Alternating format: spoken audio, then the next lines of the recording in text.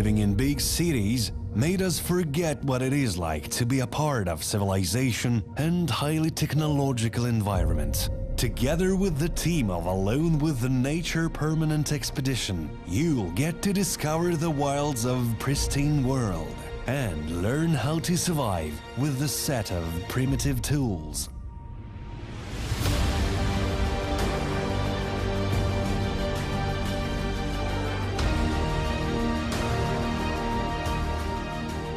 The nature of our country is rich and diverse. For centuries, its mountains, steppes, deserts, and woods were reliable partners of humans who learned to love and understand their homeland. Nature gave men shelter, harvest, and hospitable roof. But at the same time, it had no mercy for those who could not adjust their way of life to severities of the wilds.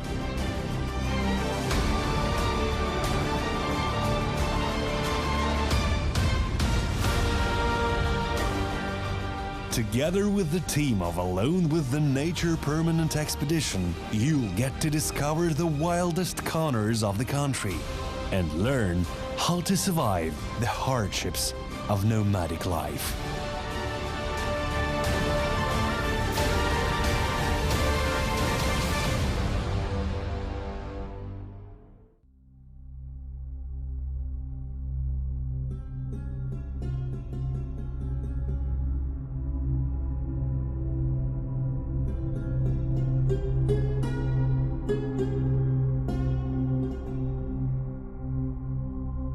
Outdoor KZ team continues the series of expeditions under Mysterious Lakes of Jetisu project.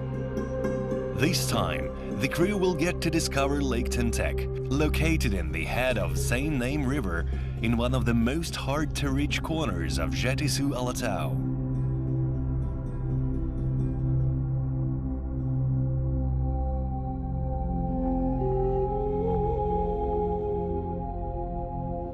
Steep slopes, rough rivers, and remoteness of driveways safely keep this lake from the stranger's eye.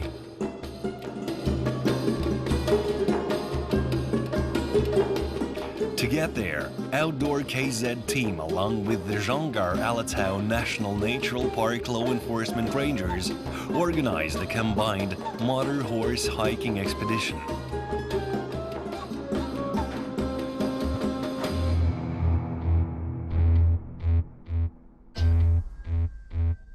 600 kilometers of asphalt and 100 kilometers of country roads are left behind.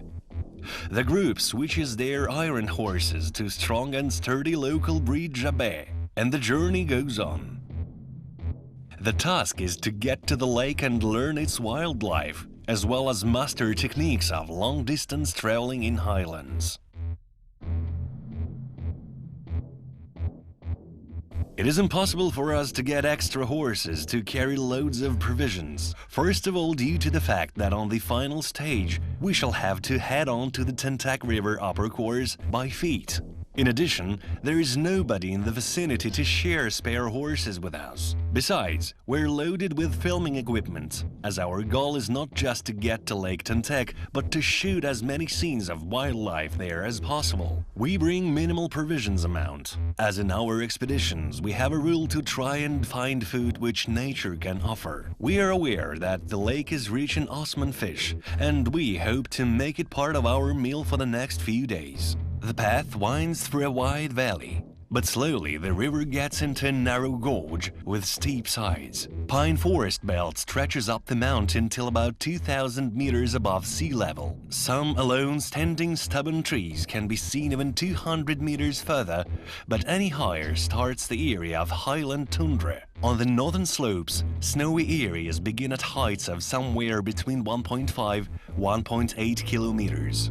Snow on the northern side melts noticeably faster. Autumn is in the full swing here. The lower mountains belt is rich in ginger red and crimson birch and mountain ash.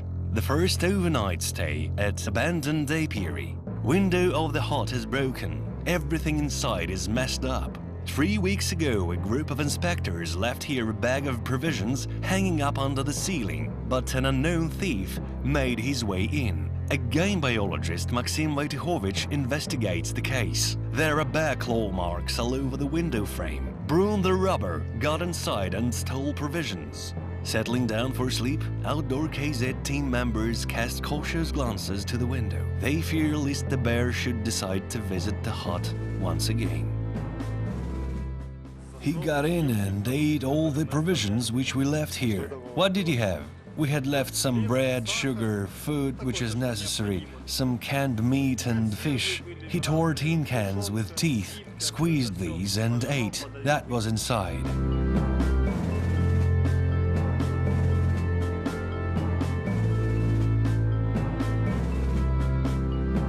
Early in the morning, the squad saddles the horses and keeps on moving towards the riverhead. The path gets narrower. The fallen tree trunks lay across it here and there. It gets harder for horses to keep on going up the way. The sturdy animals carry the most of the load of equipment, but soon rocky walls will bar the horse path, and animals will stay there under one of the inspector's care. Further on, the burden will be carried on humans' backs.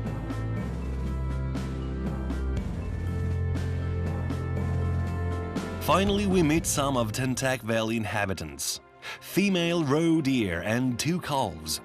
By the end of summer, the youngsters significantly grew up and now look almost as big as their mother. But they still carefully watch her every movement. Their mother's experience will tell them when the danger is coming and how to react. What should be done?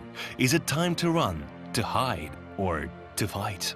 Only mother knows all that, and calves follow her behavior in every aspect. Roe deers possess excellent sight and hearing. They have spotted our crew long ago, but somehow people didn't seem alarming, so the family went on posturing, slowly passing up the slope away from us.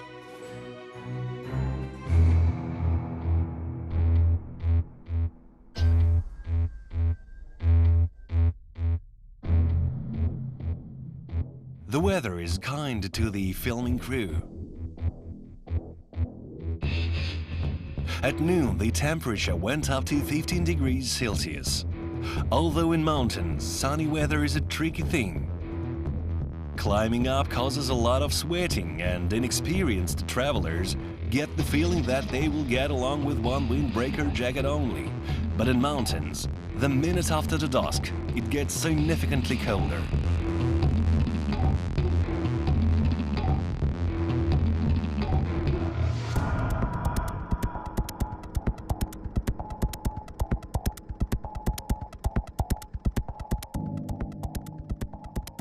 Last night it was -7 degrees Celsius. All the paddles got touched with ice.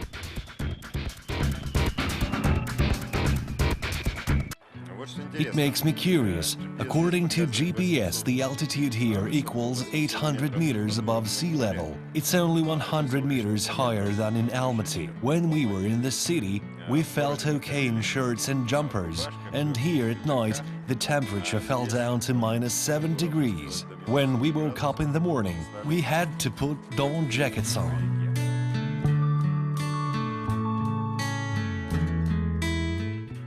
The horse path runs into an impassable rocky wall. To get any further, the outdoor KZ crew has to dismount their horses and start moving by feet. The load to be carried is carefully chosen. Mountain journeys impose especially strict limitations on weight and volume of the burden. A person carrying more than 25 kilograms on his back for a long period does not just experience discomfort, but runs a risk of a disease. Mountain potters and dockers often suffer from worn-out spinal discs, which in its turn leads to disc herniation. Only the things necessary in mountains will find their places in backpacks. A tent, a sleeping bag, a dawn jacket, weatherproof suit, thermo underwear, gloves, gas burner, gas cartridges, and a limited amount of dried food. If the expedition is aimed at filming a wildlife documentary, it makes it necessary to bring a binocular or even better a spyglass. By means of strict selection, it was possible to decrease the personal equipment weight down to 15 kilograms. To leave alone the shooting equipment, cameras, tripods, and lenses. A moral's cry echoes from the forest. Male deers create temporary harems, structure of which in the course of time may vary. It is a restless time for bucks. During estrus period, they lose up to 20% of their own weight.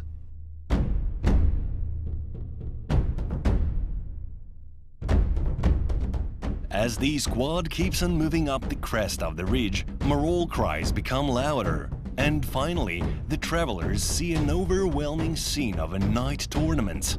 6 females accompanied by juveniles peacefully posture on the slope, while the harem master is too busy to think about food. On hearing another buck's cry, he came into a frenzy. An unknown rival is encroaching on his family, and the master is preparing to fight the intruder back. Moral's mating cry is a code in which all the information about his size, weight, might, social status and even the length of his antlers is contained. It helps morals on just hearing an opponent's battle cry evaluate own chances for the victory. The weak usually give in the reproduction right to the strong. In such a way, nature reveals its mercy. But in case both competitors are seemingly equal in might, social status, and have similar level of aggression hormones in their blood, the battle can be fierce, even mortal. While the master of the harem is sorting things out with yet invisible opponents, 2 youngsters are drilling their fighting skills in a friendly fight. Juniors lazily butt heads with each other. There is neither passion nor aggression in their movements. After training for a while, they peacefully posture side by side. They don't have their own harem yet, and it means they have nothing to argue about. The time will come when their antlers will grow big, and muscles will grow strong, and they will dare challenge their old master. But yet the youngsters stay aside, while the master's attention is focused on a giant deer slowly passing down the slope. His antlers rather remind of 2 trees. A terrifying appearance of the stranger seems to make our leader want to retreat. To avoid unnecessary troubles, he forces his herd to go to another gorge.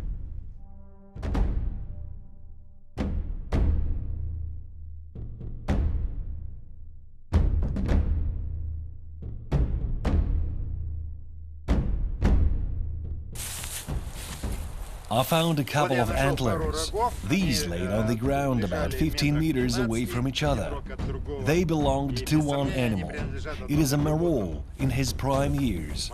Morals usually drop their antlers in the end of March and in the beginning of April, depends on the weather.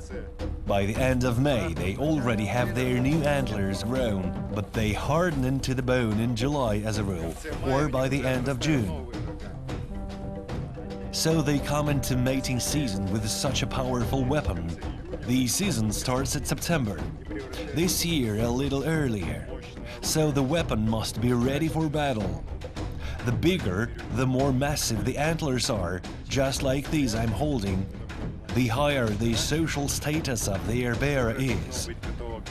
Чем больше, массивнее рога, вот такие вот, тем выше социальный статус морала. Look, these are heavy. I wonder how mighty the animal should be to not just carry such a mass, but to keep head proudly raised. And what a powerful weapon it is, and what a powerful weapon it is.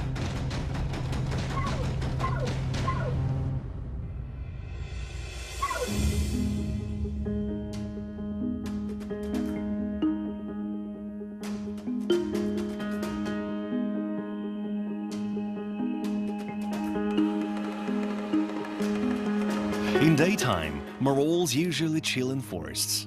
In the morning and at night, they posture at forest edges. As for mountain goats, tecs, they do not favor forests at all. Rocky mountains and alpine meadows are their home. Tecs are natural-born climbers. On feeling a slightest menace, they dash up to the salvific cliffs, where they become unreachable for any predator. Wolf, passing by a herd of goats standing high in the rocks, does not seem to pay any attention to them. He's an experienced hunter and can evaluate the chances. In this situation, there is none. Outdoor KZ team continues its journey to mysterious Lake Tentec.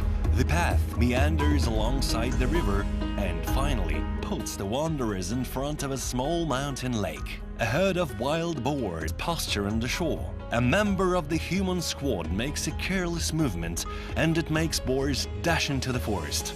A huge male leads the race, followed by the rest of the herd. The shore is almost completely dug out. Apparently, it is the boars who made the shore their eatery.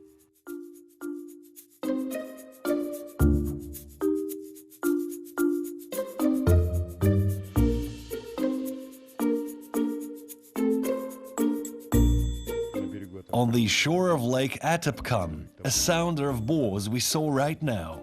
One of them is really huge. As of here, starts a mountain crack from this side. There is Tentec 2 from the other side. One of Lake Tentec 2 arms flows into that Lake Atapkan.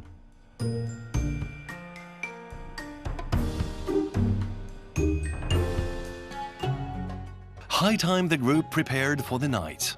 As a rule, wildlife documentary makers do not make campfires on shooting location, but in case there is plenty of animals and they do not fear men, this habit can be ignored. At night, temperature fell down to -7°C. In the morning, the inside of the tent turned to be covered with frost. While the tent is drying up, the squad gets to explore the lake shores.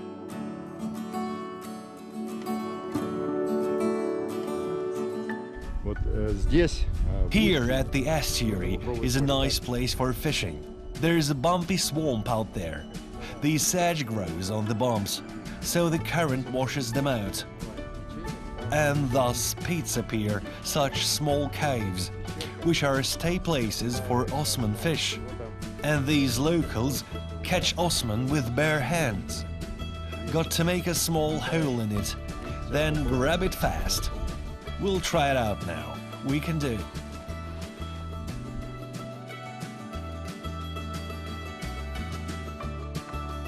Lake Tentec is a winter stay place for Osman fish, which come here from rivers. Outdoor KZ team brought fishing rods, but the locals used to talk a lot about authentic way of catching fish with hands only in underwater pits created by downwater stream around sedge thickets. Folks want to try it out. Maybe their new experience will help someone who's lost and out of ammunition satisfy hunger. For the members of expedition, it is a game, an addictive one. There's fish in lake pits, but it takes a lot of work to catch one. Finally, cameraman's efforts succeed, and he gets a few small fishes out of the water. To be loyal to the rules of the game, he ought to cook these himself. There are 400 kilocalories in this fish. We need to take 2,000 kilocalories a day to keep our body functioning properly. It means 5 such fishes a day is enough for me.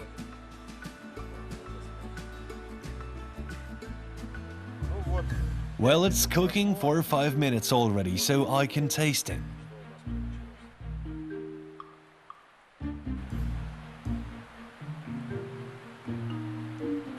Well, it's delicious.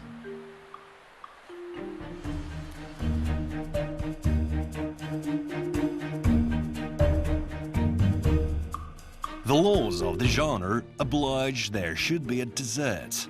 Our cameraman, after a short searching around the place, finds decently tasting substitute for tea, which in addition is rich in vitamins. Black dog rose is not only good for health, but can nourish a hungry man as well. It's sunny and hot. Trees' branches remain still, and not a single leaf stirs. But such silence promises troubles. And here it is. Fresh wind blew from the mountain pass and brought heavy clouds. All these are presages of cyclone, or else bloody wind, called in such a way cause it brings red sand from Chinese deserts. On hearing a poetic parable about bloody wind, the squad recalls another ancient superstition, which says that when you read bad forecast on the internet, you got to get going home, and you want to get there on time. Outdoor KZ team made it back to their car right before the snowstorm.